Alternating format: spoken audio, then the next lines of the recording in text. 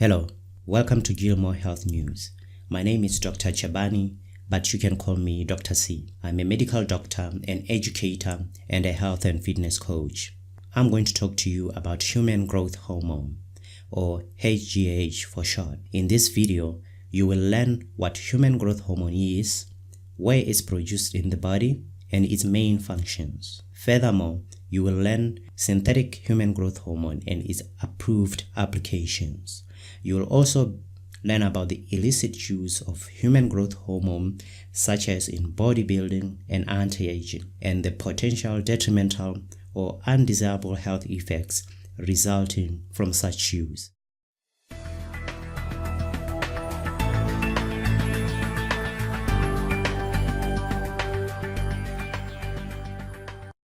So, what is human growth hormone? Human growth hormone, also called somatotropin.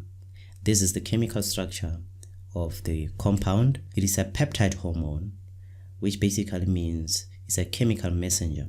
The word peptide means that the chemical substance is composed of amino acids. Amino acids are a group of smaller chemical substances that are the building blocks of proteins. This may come as a shock to you, but note that human growth hormone is not a steroid. So this is not a steroid hormone. It is a peptide. So where is human growth hormone produced in the body? Human growth hormone is produced in the anterior or front part of a little gland called the pituitary gland, situated right there. The pituitary gland is an interesting little organ in and of itself, right? So despite its small size, it has an immense influence on the body by way of the many hormones it produces and their effect on our bodies. The pituitary forms part of the hypothalamic pituitary adrenal axis. Hypothalamic pituitary adrenal axis. This is simply the hub of your body's hormonal function. Now, once produced, growth hormone is transported from the anterior pituitary to the liver. So this is growth hormone here. This is growth hormone. It's transported into the liver. And in the liver, human growth hormone is changed or converted into another substance called insulin-like growth factor 1. Insulin-like growth factor 1, or IGF for short. This is IGF-1 right here, right? You can see that both these compounds or both these chemicals are peptides, right? So they have no steroid characteristics.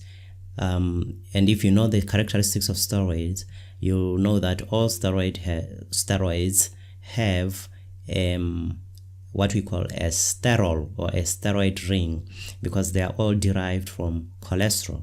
So if you look at these two, they are just a chain of peptides.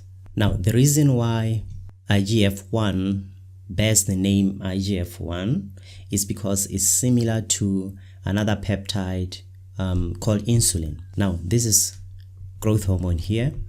This is IGF-1 and this is insulin, right? So IGF-1 is very similar to insulin in structure. IGF-1 is the main mediator of HGH functions.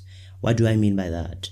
What I mean by that is simply that IGF-1 is the compound that mediates all of the associated effects of human growth hormone, right? So what are these functions? Well, as the name implies, the main functions are growth and the maintenance of tissues.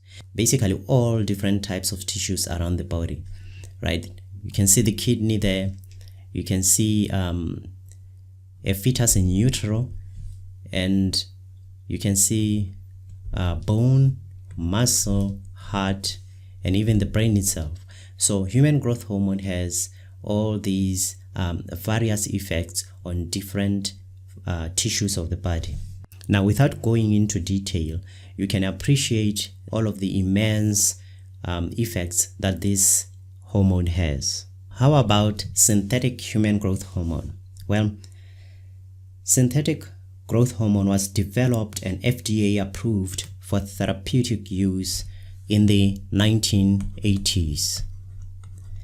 And it's made using what is known as recombinant gene technology, right? Recombinant gene technology. What this basically does is it transforms bacteria into growth hormone producing machines. The way this is done is that a gene coding for human growth hormone, right? The gene is inserted into bacteria. Now, this gene essentially becomes part of the bacteria's DNA. The beautiful part is, as the bacteria copies and reads its own DNA, it unknowingly, so to speak, copies and reads the human growth hormone gene as well. The result is that it produces human growth hormone. Actually, it's more complex than this, but this is the crux of it. There are currently numerous brands of synthetic human growth hormone, but they all contain the same active ingredient, somatropin. Somatropin. This is just an analog or a substance, a chemical substance that is very similar to the natural growth hormone, which is, remember, it's called somatotropin.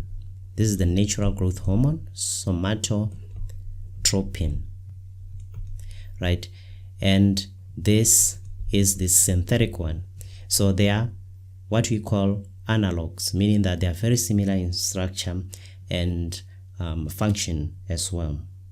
So what are the uses of synthetic growth hormone? The way to think about this is there are approved uses of synthetic growth hormone in children and in adults. In children, it is approved for the management of several conditions, some of which include the management of what we call short stature. This is short stature of unknown cause. These are children with a height more than 2 standard deviations below the mean for age and gender. The other condition is Turner syndrome. Turner syndrome is a genetic disorder whose main or whose most common feature again is short stature. It affects development in girls, and it is a defect affecting chromosome 23. So it affects a set of chromosomes that are known as sex chromosomes, and these are chromosome number 23. Instead of the young girl having an XX as the pair of chromosomes at location 23, they will tend rather to have XO, which means that they only have one X chromosome. Right? So the other condition in which human growth hormone is approved is chronic kidney disease. Without going into too much detail, here it means kidney failure of a chronic nature, right? So the other condition where the human growth hormone is used or synthetic growth hormone is used is in children born small for gestational age due to what is known as intrauterine growth restriction. That is, children who have who experienced poor growth. So this is just poor growth during fetal development. Note that these are not the only conditions for which synthetic growth hormone is used, and there are many others, and this is just to give you an appreciation of the sort of conditions that this compound can be used for in children. Now, in adults, it is approved for several conditions as well. Notably, the first one would be deficiency or insufficiency of natural growth hormone. so insufficiency or low levels of natural growth hormone.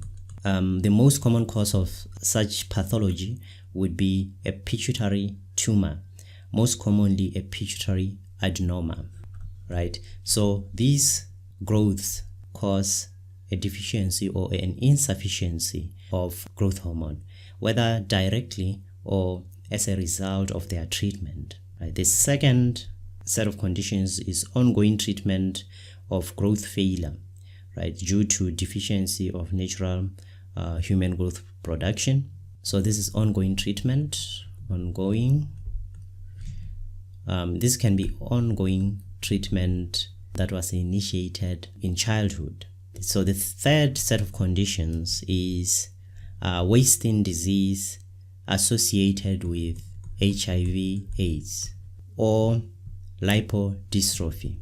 So lipodystrophy can result from HIV, or it can be a result of HIV treatment.